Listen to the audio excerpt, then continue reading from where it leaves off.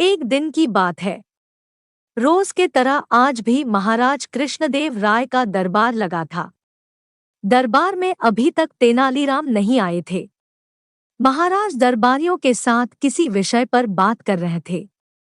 बात करते ही करते बात चतुरता पर आ गई। महाराज के दरबार में मौजूद बहुत से दरबारी, मंत्री और राजगुरु भी तेनालीराम से जलते थे।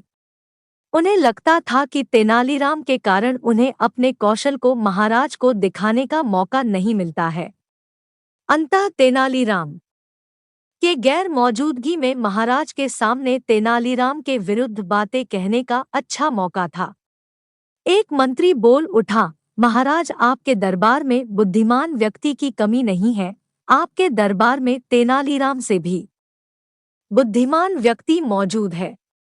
अगर उन्हें मौका मिले तो वह अपने बुद्धि को दिखाकर यह सिद्ध कर सकते हैं कि वह बुद्धिमान है। पहले मंत्री की बात खत्म होते ही एक और दरबारी भी बोल उठा, तेनालीराम के सामने किसी को अपने बुद्धि का इस्तेमाल करने का मौका ही नहीं मिलता है। जब भी कोई बुद्धि की बात होती है तो तेनालीराम अपनी टांग अड़ा देता है। इस तरह वह ही सभी चतुराई का श्रेय ले जाता है। तभी एक और मंत्री भी बोल उठा, क्षमा करें महाराज, आप खुद भी तेनालीराम को कुछ अधिक ही बुद्धिमान समझते हैं और उसकी बुद्धि को ज्यादा महत्व देते हैं। हर चतुरता का कार्य आप बस तेनालीराम को ही देते हैं और देना पसंद भी करते हैं। आपको दूसरे लोगों को भी अवसर देना चाहिए ताकि वह अपनी चतुरता को सिद्ध कर सके। इतना कुछ सुनने के बाद महाराज कुछ हद गंभीर हो गए। वह यह भी जानते थे कि दरबार के बहुत से सदस्य तेनालीराम के प्रति जलन रखते हैं। आज उन्हें तेनालीराम के विरोध बोलने का मौका मिला है तो बस बोलते जा रहे हैं। महाराज सोचने लगे कि आखिर कैसे इन्हें समझाया जा सकता है कि तेनालीराम इनसे बुद्धिमान है। तभी उनकी नजर एक कोने में रखी भगवान की मूर्ति के पास जल रही धूप बत्ती पर गई। अब महाराज ने दरबारियों की परीक्षा लेना चाहा। महाराज बोले, अगर आपको लगता है कि आप लोग तेनालीराम से अधिक चतुर है और मैं आप लोगों को तेनालीराम से ज्यादा पसंद करूं तो आप लोगों को एक परीक्षा देना होगा। जो भी इस परीक्षा में सफल होगा उसे मैं तेनालीराम से ज्यादा बुद्धिमान मान लूंगा और उसे तेनालीराम का स्थान दिया जाएगा। ठीक है। सभी दरबारी एक साथ बोल उठे।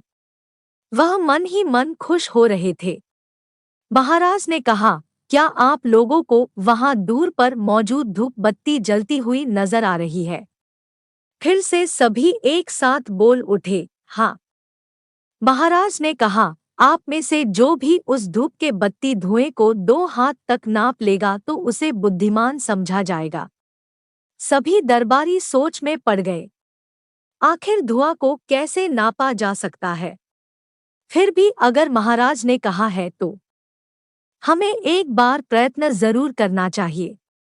एक एक कर धूप बत्ती के पास जाते और अपने हाथ से 2 हाथ धुआं नापने की कोशिश करते। धुआं नापना मुश्किल होता था। धुआं इधर से उधर उड़ जाया करता था। यह सिलसिला बहुत देर तक चलता रहा।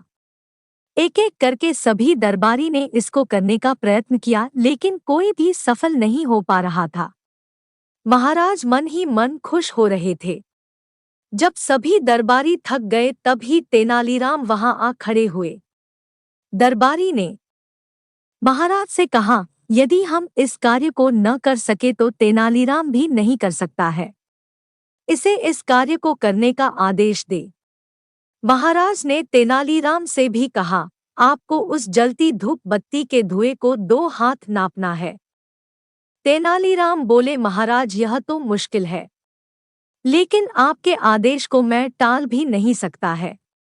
इसके बाद तेनालीराम ने एक सैनिक को अपने पास बुलाया और उसके कान में कुछ कहा और उसे कहीं भेज दिया। अब दरबार में बिल्कुल शांति थी। सभी बस यह सोच रहे थे कि आखिर तेनालीराम कैसे धुआं नाप सकते हैं।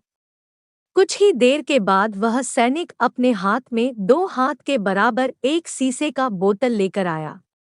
उसको सैनिक ने लेकर तेनालीराम धूप बत्ती के पास गए। जिस तरफ से धुआं निकल रहा था उधर ही उस बोतल का मुंह कर दिया। कुछ ही समय उस 2 हाथ के बराबर बोतल में धुआं भर गया। उसके बाद तेनालीराम उसके मुंह को बंद कर दिया और उसको राजा के सामने लेकर आए और बोले, यह रहा 2 हाथ के नाप के बराबर धुआं। इसे कोई भी नाप कर देखा सकता है। तेनालीराम को इस तरह धुआं को नापते देखकर दरबार में मौजूद वही सभी लोग अपने मुंह को छुपाने लगे जो तेनालीराम से जलते थे और महाराज को तेनालीराम के बारे में बुरा कहा था। महाराज ने कहा, देख लिया आप लोगों ने कि तेनालीराम को मैं क्यों ज्यादा प्रेम करता हूँ और क्यों किसी बुद्धि की सलाह मैं तेनालीराम से लेता हूँ।